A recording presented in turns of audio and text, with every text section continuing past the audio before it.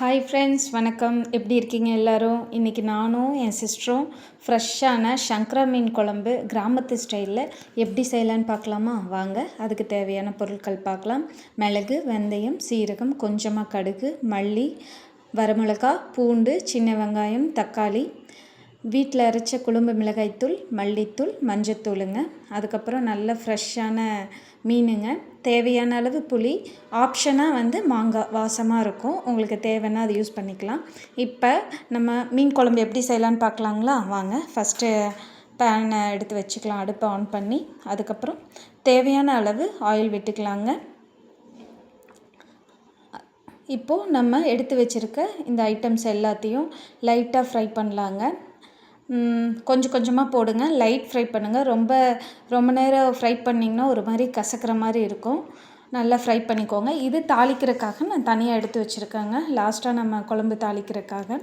இப்போது இது லைட்டாக ஃப்ரை ஆகிடுச்சு. கருவேப்பில் போட்டுட்டோம். லைட்டாக ஃப்ரை ஆனதும் இதில் இடித்து வச்ச அடுத்து நெக்ஸ்ட்டு பூண்டு, சின்ன வெங்காயம், மல்லித்தழை இதெல்லாம் போட்டு நம்ம லைட்டாக ஃப்ரை பண்ணலாங்க. கொஞ்சம் நல்ல கண்ணாடி பதம் வர வரைக்கும் ஃப்ரை பண்ணோன்னா நம்ம கிரேவிக்கு நல்லா இருக்குங்க. கொஞ்சம் இது நல்லா ஃப்ரை ஆனதும் இப்போது இதில் நல்ல பழுத்த தக்காளி பழம் ஒரு 3 போட்டுக்கலாங்க. இது ஆப்ஷன் தான். உங்களுக்கு இன்னும் கொஞ்சம் புளிப்பு வேணும்னா இன்னொரு பழம் கூட நீங்கள் ஆட் பண்ணிக்கலாம். இப்போ நான் 3 பழுத்த தக்காளி பழம் போட்டிருக்கேன். இதையும் ஒரு 2 நிமிஷம் நல்லா ஃப்ரை பண்ணுறோம். அதுக்கப்புறம் நம்ம இப்போ மிளகாத்தூள் தேவையான அளவு எடுத்து வச்சுருக்கோம். மல்லித்தூள், மஞ்சத்தூள். வீட்டில் அரைச்ச மிளகாத்தூள் இருந்தால் இன்னும் பெட்டருங்க. குழம்பு நல்லா டேஸ்ட்டாக இருக்கும். இப்போது இது நல்லா ஃப்ரை பண்ணிவிட்டு ஒரு 2 நிமிஷம் விடலாம். ஆறுனதும் மிக்ஸி ஜாரில் போட்டு நல்லா ஃபைன் பேஸ்ட்டாக அரைச்சிக்கோங்க. அப்போ தான் கிரேவி சூப்பராக இருக்கும்.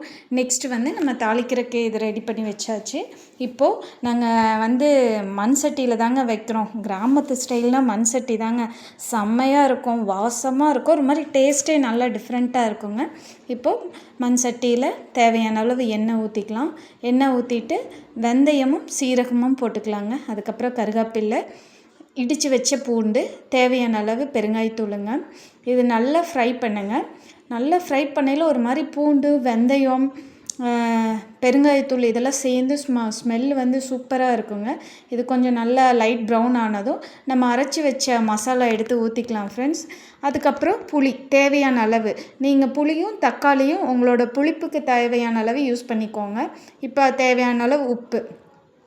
நல்லா மூடி வைங்க. நல்லா கிரேவி சுண்டுட்டும். கிரேவி சுண்டுனா தான் குழம்பு நல்லா டேஸ்ட்டாக இருக்கும். அதுக்குள்ளே மெயின் கிச்சன்லேருந்து மினி கிச்சன் வந்துட்டோங்க. எங்கள் கிட்ஸு 2 பேரும் ரொம்ப இன்ட்ரெஸ்ட்டாக சமைச்சிட்ருக்காங்க. அவங்களுக்கு ஒரு ஹாய் சொல்லிடலாம். அவங்களோட சமையல் எங்களதை விட டேஸ்ட்டாக இருக்குமான்னு நீங்கள் தான் சொல்லணும். நெக்ஸ்ட்டு குழம்பு நல்லா கிரேவி எண்ணெய் பிரிஞ்சு வந்ததும் நம்மளோட ஃப்ரெஷ்ஷான சங்கரா மீன் போட்டாச்சுங்க. போட்டுட்டு அதுக்கப்புறம் மாங்காய் ஆப்ஷன் தாங்க, வாசத்துக்கு போட்டுட்டோம். ஆஹா, சூப்பராக இருக்குங்க. வாசமே அப்படியே வீடு ஃபுல்லாக அடிக்குதுங்க. அந்தளவு கிரேவி நல்லா திக்காகவும், மீன் நல்லா உடையலைங்க. ஒரு 5 மினிட்ஸ் தான் போட்டோம். மீன் நல்லா ஃப்ரெஷ்ஷாக இருக்கனால உடையலை. இப்போ குழம்பு நல்லா கிரேவி டேஸ்ட்டுக்கு வந்துருச்சு. எண்ணெய் நல்லா பிரிஞ்சு வந்துருச்சுங்க. இப்போ லாஸ்ட்டாக ஃபினிஷிங் டச்சாக நம்ம கொத்தமல்லி தழைங்க இறக்கியில் போட்டு வச்சோன்னு வச்சுக்கோங்க. நிஜமாகவே நல்ல வாசமாக இருக்குங்க. சுட சுட இப்போ களியும் மீன் குழம்பும் வாழை இலையில் அந்த வாசமும் ஆஹா சூப்பராக இருக்குங்க. களிக்கு வேறு லெவலுங்க. அடுத்து சூடாக ஒயிட் ரைஸுக்கு நம்மளோட மீன் குழம்பு சூப்பராக இருந்ததுங்க. நீங்களும் கண்டிப்பாக இதை ட்ரை பண்ணி பார்க்கணும்.